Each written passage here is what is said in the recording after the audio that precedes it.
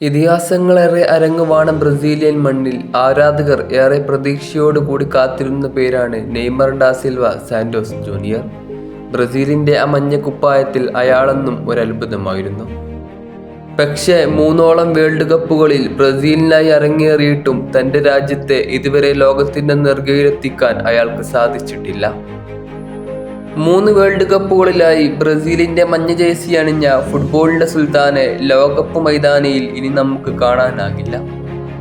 2014 ലോകകപ്പിൽ സന്തോഷത്തോടുകൂടി സെമി ഫൈനലിലേക്ക് എത്തേണ്ട ബ്രസീലിന് ക്വാർട്ടറിൽ സംഭവിച്ചത് ഒരു ദുരന്തമായിരുന്നു. തങ്ങളുടെ പ്രിയപ്പെട്ട സൂപ്പർ താരം നെയ്മർ ജൂനിയറിന് കൊളംബിയൻ താരം സുനികയുടെ മാരക ഫൗളിന് ഇരയാകേണ്ടി വന്നു. അന്ന് അസഹനീയമായ വേദന കൊണ്ട് മൈതാനത്ത് പുളഞ്ഞു കിടന്ന നെയ്മർ ജൂനിയറെ ഇന്നും ഒരു യഥാർത്ഥ ഫുട്ബോൾ പ്രേമിയും ഒരിക്കലും മറന്നു കാണില്ല.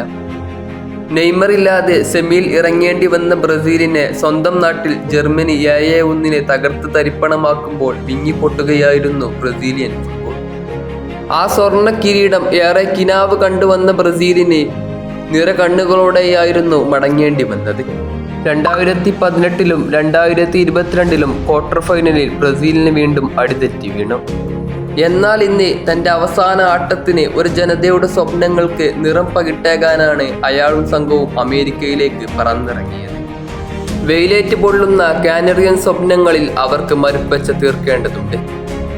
അയാൾ ഈ കുമ്മായ വരക്കുള്ളിൽ ആടിത്തീർത്ത ആട്ടക്കഥകളുടെ മധുര സ്മരണകൾ അയവിറങ്ങുമ്പോൾ അതിൽ ആ കനക കിരീടത്തിന്റെ മാറ്റില്ലാതെ പോകുന്നത് തീർത്തും സങ്കടകരമില്ലേ?